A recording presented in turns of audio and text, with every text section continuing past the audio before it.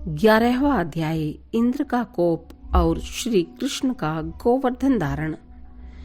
श्री पराशर जी बोले, हे मैत्रेय, अपने यज्ञ के रुक जाने से इंद्र ने अत्यंत रोषपूर्वक संवर्तक नामक मेघों के दल से इस प्रकार कहा, अरे मेघों, मेरा यह वचन सुनो और मैं जो कुछ कहूँ उसे मेरी आज्ञा सुनते ही बिना कुछ सोचे विचारे तुरंत पूरा करो। देखो, अन्य गोपों के सहित दुर्बुद्धि नंद गोप ने कृष्ण की सहायता के बल से अंधा होकर मेरा यज्ञ भंग कर दिया है।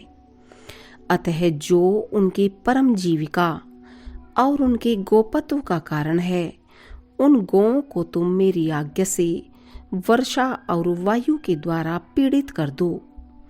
मैं भी पर्वत शिखर के समान अत्यंत ऊंचे अपने ऐरावत हाथी पर चढ़कर वायु और जल छोड़ने के समय तुम्हारी सहायता करूंगा। श्री पराशर जी बोले, हे द्विज, इंद्र की ऐसी आज्ञा होने पर गौओं को नष्ट करने के लिए मेघों ने अति प्रचंड वायु और वर्षा छोड़ दी। हे मुने, उस समय एक क्षण में ही मेघों की छोड़ी हुई महान जलधाराओं से पृथ्वी, दिशाएं और आकाश एक रूप हो गए। मेघगण मानो विद्युल्ता रूप दंडाघात से भयभीत होकर महान शब्द से दिशाओं को व्याप्त करते हुए मूसलाधार पानी बरसाने लगे। इस प्रकार मेघों के अहर्निश बरसने से संसार के अंधकार पूर्ण हो जाने पर ऊपर नीचे और सब ओर से समस्त लोक जलमय सा हो गया। वर्षा और वायु के वेग पूर्वक चलते रहने से गौओं के कटी, जंघा और ग्रीवा आदि सुन्न हो गए और कांपते कांपते अपने प्राण छोड़ने लगी, अर्थात मूर्छित हो गई। हे महामुने, कोई गौएं तो अपने बछड़ों को अपने नीचे छिपाए खड़ी रही और कोई जल के वेग से वत्सहीना हो गई। वायु से कांपते हुए दीन वदन बछड़े मानो व्याकुल होकर मंद स्वर से कृष्णचंद्र से रक्षा करो, रक्षा करो, ऐसा कहने लगे। हे मैत्रेय, उस समय गौ, गोपी और गोपगण के सहित संपूर्ण गोकुल को अत्यंत व्याकुल देखकर श्री हरि ने विचारा, यज्ञ भंग के कारण विरोध मानकर यह सब करतूत इंद्र ही कर रहा है। अतः अब मुझे संपूर्ण व्रज की रक्षा करनी होगी।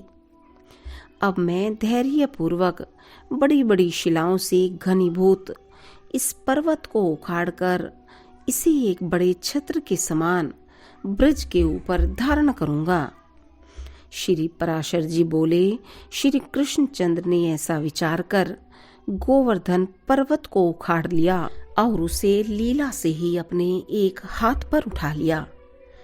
पर्वत को उखाड़ लेने पर शूरनंदन श्री श्याम सुंदर ने गोपों से हंसकर कहा, शीघ्र आओ, इस पर्वत के नीचे आ जाओ, मैंने वर्षा से बचने का प्रबंध कर दिया है।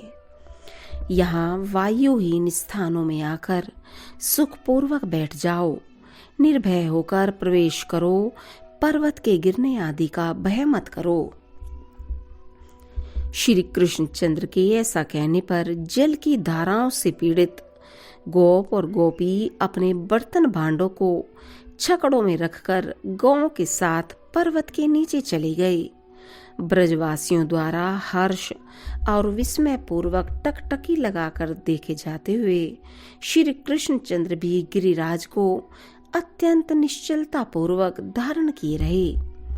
जो प्रीति पूर्वक आंखें फाड़ कर देख रहे थे, उन हर्षित चित्त गोप और गोपियों से अपने चरितों का स्तमन होते हुए श्री कृष्णचंद्र पर्वत को धारण किए रहे। हे विप्र, गोपों के नाशकर्ता इंद्र की प्रेरणा से नंद जी के गोकुल में 7 रात्रि तक महाभयंकर मेघ बरसते रहे, किंतु जब श्री कृष्णचंद्र ने पर्वत धारण कर गोकुल की रक्षा की तो अपनी प्रतिज्ञा व्यर्थ हो जाने से इंद्र ने मेघों को रोक दिया।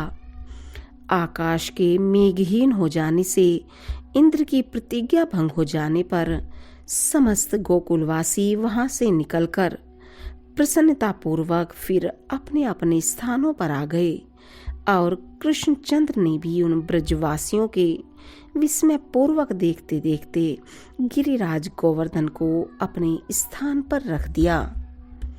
इति श्री विष्णु पुराणे पंचमे अंशे एकादशो अध्याय।